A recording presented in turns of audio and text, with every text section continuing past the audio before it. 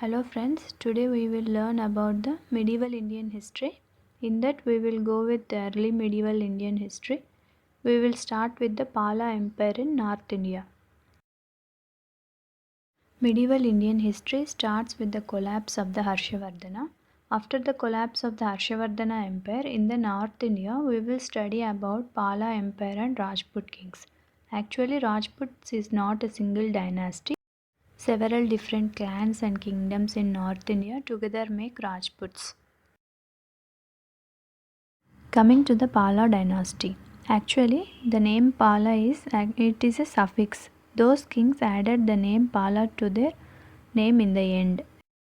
Every name of the king in the Pala dynasty ends with Pala. They ruled Bengal and Bihar from 760 to 1142 AD. This is the area that Palas ruled in North India.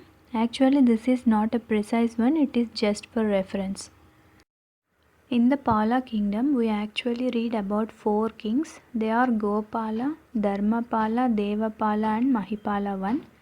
These Dharmapala, Gopala and Devapala are related in the family tree, and I could not find any source that relates Mahipala to that family tree. Actually, Gopala is the main one, and Dharmapala is the son of Gopala, and Devapala is the son of Dharmapala. Now we will learn about Gopala. After the collapse of Harshavardhana's empire and before Gopala became a king, North India was full of independent states and small kingdoms. They used to fight over each other for power. There was no law and order at that time. This can be a very good situation for the foreigners to invade our country. During that time, Gopala became the king of Bengal. Some sources say that people made Gopala the king, but some sources say that Gopala made himself the king.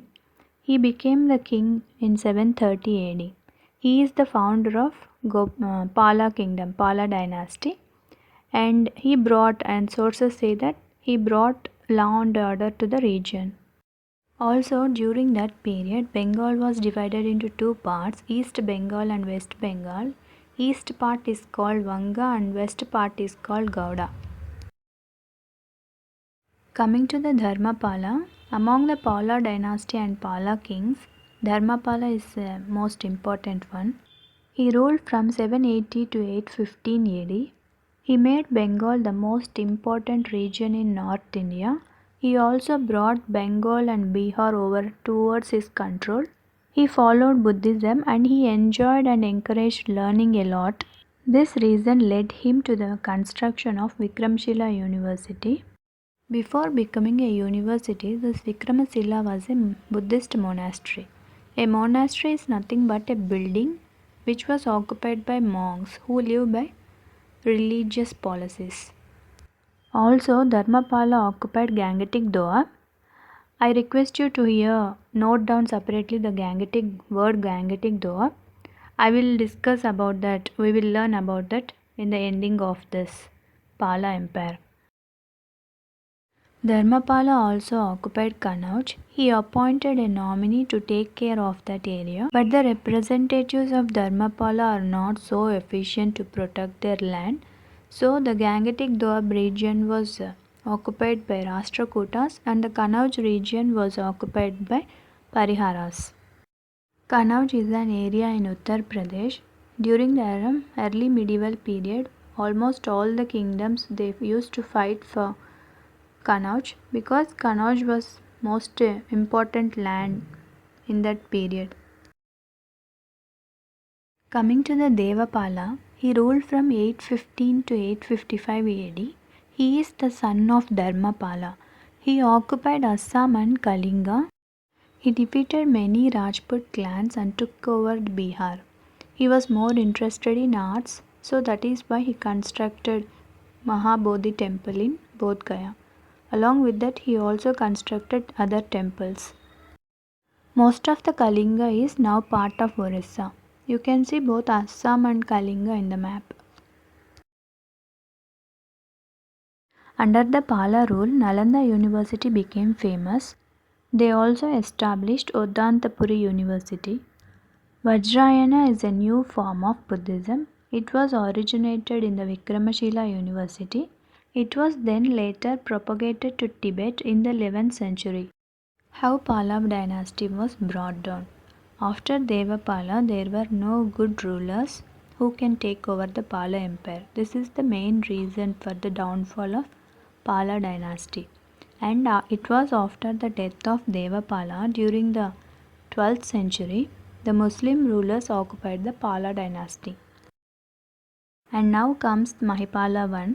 He ruled from 988 to 1033 AD. He is also called the founder of Second Pala kingdom. He recaptured most of the northern and western Bengal and united the Pala dynasty. Coming to the economy during the Pala Empire. The Pala kings maintained close relations with the Southeast Asian kings and kingdoms. They have very friendly contacts with Shailendra kings of Srivijaya in Indonesia. They followed feudal economy. Though there was a decline in the trade, there was increase in the agroeconomy, and minerals formed an important part of their economy. Here again, note down feudal economy. We will learn about it later. Agroeconomy is nothing but application of economic principles in agriculture. The Pala kings were monarchs. They followed both Hinduism and Buddhism. Their army consisted of infantry, cavalry, elephants, and chariots. There was a legend that during the period of Dharmapala and Devapala, their army consisted of 9 lakh soldiers. There was no source proving that it is true, but it was a legend. Monarch means only a single king or queen is the head of the country or kingdom. This is for someone who don't know particular meanings. Infantry is a word that is related to the army. Infantry means soldiers who fight on foot. Cavalry means the soldiers who fight on horseback, sitting on horsebacks. And coming to elephantry, the name itself suggests that use of elephants in war. Chariot, you all know about chariot. It was a carriage rode by horses. Now coming to the Gangetic Doab, in the beginning of this video, I asked you to note down that. Now we will learn about it, Gangetic Doab. Actually, Doab is a word used mostly in India and Pakistan only. It is like a local term. If we divide this word Doab, Do means two in Hindi or Arabic and Ab means river. Its meaning was Doab means it's a region lying between the conjunction of two rivers. Here the two rivers are Ganges and Yamuna, and the region between the intersection of these two rivers is called Gangetic Doab. It is a part of Indo-Gangetic Plain. Coming to the feudal economy. Feudal economy is mostly used in Middle Ages. It combines all the political, military and social principles. In this feudal economy, there was a relationship between lord and vassal mentioned. Actually, lord is the one who donates the land and the vassal is the one to whom the land is donated. This is all about the Pala dynasty. Thank you friends. Have a great day.